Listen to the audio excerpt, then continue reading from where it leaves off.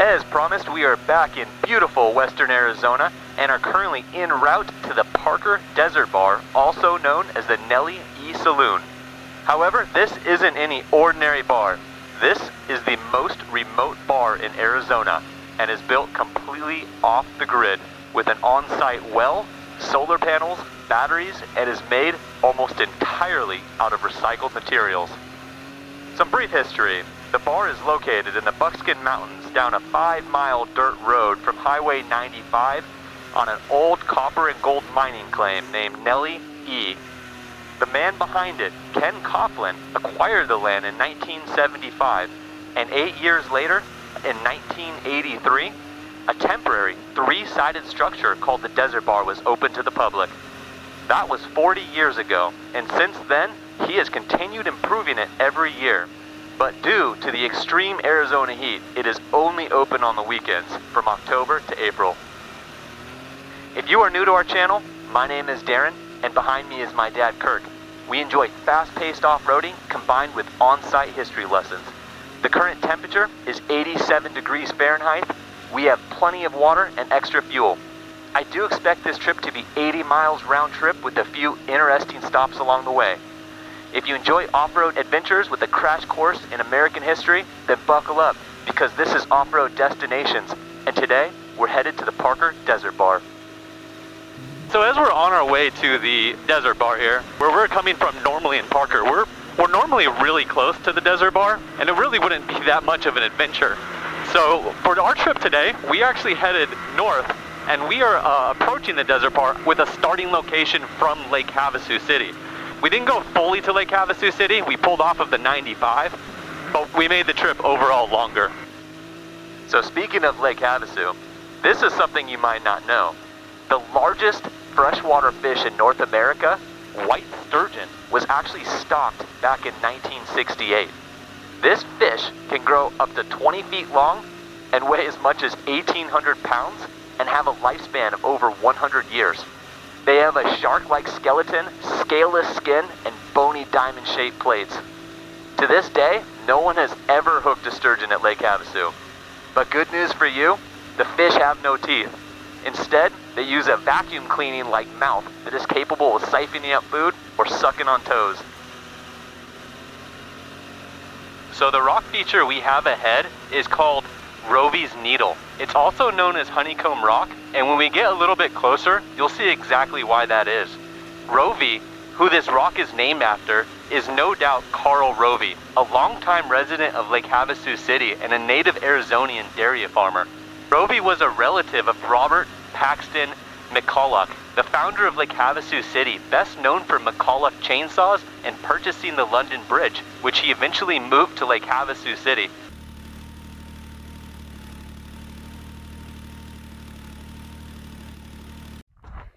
So where we just got to right now is called Honeycomb Rock. This particular rock feature exists nowhere else in Havasu. So check this out. It looks like we're in a wasp nest. Oh, woo! Wow, yeah, it is. This is called Tafoni, and it only happens on cliff faces.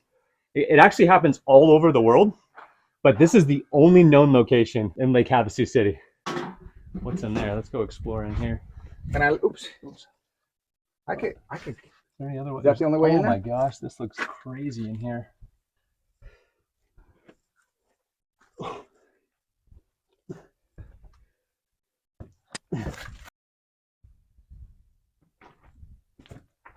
Ah, there we go. Woo! Made it. Wow. Oh, they have a bench up here. Oh, that's too cool. What a view. Oh my gosh. And I bet you don't get the sun until late into the evening.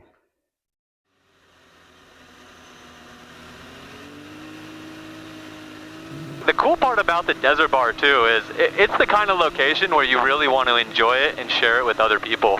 You know, obviously when Kirk and I ride, we generally ride just him and me, but for this particular adventure, we actually are going to be meeting my wife, her sister, and currently fiance, soon-to-be husband.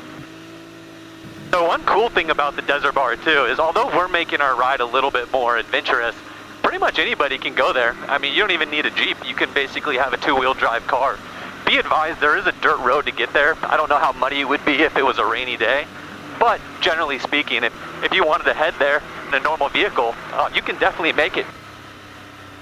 Sometimes in these washes, you go to turn and you just keep going straight because it's so sandy. It can be counterintuitive, but giving it extra gas actually helps you turn if you're in four-wheel drive.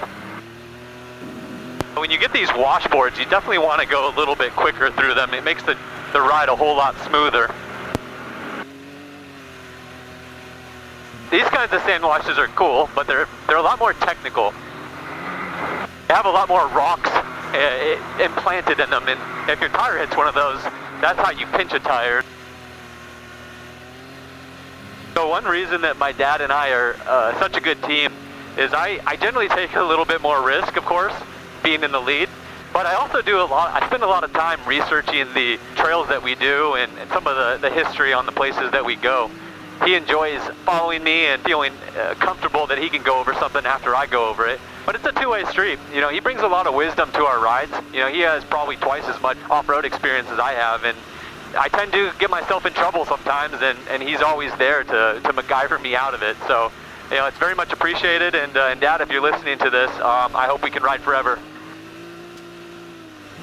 Alright, so we're taking this sand wash here all the way down to Bill Williams Wildlife Refuge. Check that out. Sounds like a plan. I'm going to give you a bunch of room because the dust is not going away like it was earlier. I see the trees getting a little bit more green. It's a sure sign that we're getting close to the Bill Williams Wildlife Refuge. So in 1993, 6,100 acres of the Havasu Lake National Wildlife Refuge was designated as Bill Williams River National Wildlife Refuge due to its uniqueness and diversity of habitat. Located along the lower Colorado River, this place offers a glimpse into what the landscape looked like 100 years ago. Today, the refuge holds one of the last stands of naturally regenerated cottonwood willow forest along the lower Colorado River and is one of the last ecologically functioning river habitats in the southwest United States. In fact, this rare desert habitat is home to the endangered southwestern willow flycatcher. A single flood can destroy its entire habitat. So on the last ride, when Kirk and I went to the Founder's Cabin, we invented bumper beers, which are our beers, Coors Lights, and our bumper, which we very much did not enjoy drinking when we got to the destination. Woo! Oh, watch the mic, man. Watch the mic. Oh. However, it was a lot of fun, so we're going to be doing it again on this trip. We got our bumper beers here, and I'm very much looking forward to trying to spray him again. He doesn't know it yet, but I'm going to try to see if I can catch him off guard and spray him. I have a feeling with all the dust back there, his bumper beer is going to be pretty dusty. I tell you, these are some neat back roads, though. I agree, these are really cool.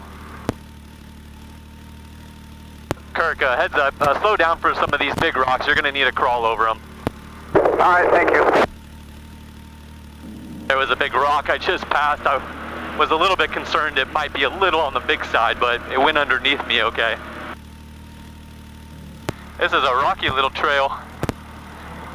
Yes, it is.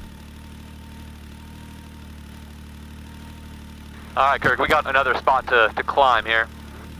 Just watch your mirror off to the left. Well, that's interesting. Man, these are some boulders in the road. For all you Jeepers out there, this is your trail. This is also the point that I'm thankful I spent a little extra on the 10-ply tires.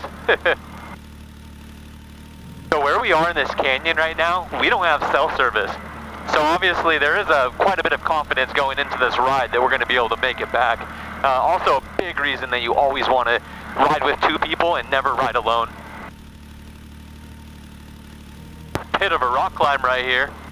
Yeah, this place is definitely Jeepers paradise. You wonder how they made a road like this? I have to assume a lot of dynamite. Maybe. Wow, it's just going up over the wash, I guess. Splitting the difference here. That would be hard to get a full-size truck through those two rocks. Wow, look at this beautiful Saguaro.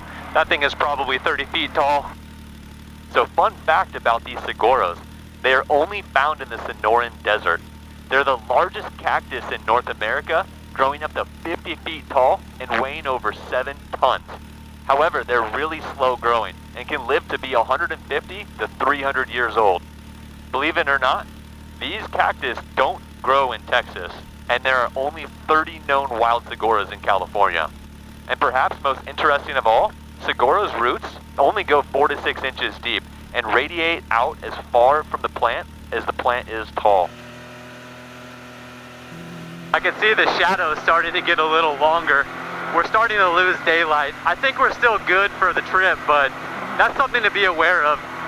As the sun starts to set, the trails get way more complicated when you start losing daylight. I do very much enjoy the rock crawling aspect earlier in our trip. The slower pace kind of allows you to relax and just cruise, but I think when it comes down to it, these are the kind of roads that I prefer. Woo! 80 miles, baby, 80 miles an hour. Let's back it off, let's back it off. A lot of these areas that we ride in, I'm familiar with because we've been on them before. So it does allow me to push the limits of the car every once in a while. I don't make a habit of it, but when I find straightaways that I know are going to be wide open and I can see any oncoming traffic hazards, yeah, sometimes I like to push it, you know. So this right here is a teddy bear cactus that we just passed. The spines themselves on these cactuses are actually just a form of leaf, believe it or not. One thing that's interesting is some people think that it jumps up at you. It actually doesn't. Over time, the branches, they become brittle and they fall off of the cactus, and then as people walk on them, the branches actually crack, and by doing so, they often pop up and then they spring on you, which a lot of people will mistake for whatever reason that it jumps on you. And that's one thing to keep an eye on too if you have a dog. These cactuses are probably the worst thing out there for them. I'm at about a half a tank right now. I could probably push it another 40 to 50 miles, so we're totally good on gas today. You know, I also have my 5-gallon fuel can at the bottom. Wow, another great view. That sun is starting to hit me in my eyes. It's kind of hard to see. That's just the nature of off-roading literally all day.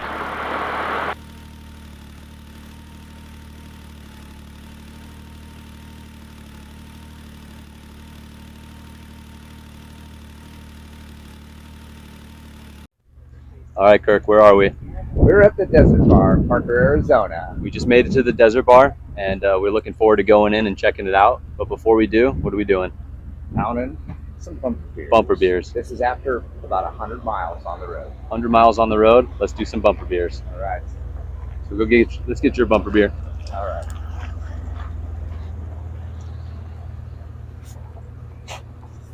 There Nice we and go. dusty. Sweet, sweet. Let me get my bumper beer. Oh, okay. All right, Dad. Another successful trip. I'm happy that we made it. Nothing broke, and bumper beers. Cheers. Cheers. You do that. Got him again. Got him again. He did. I have to remember that.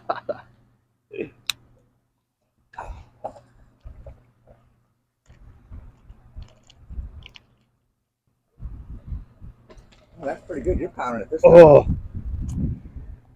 Oh man. Yeah. Oh shoot. That tasted like Bill Williams River.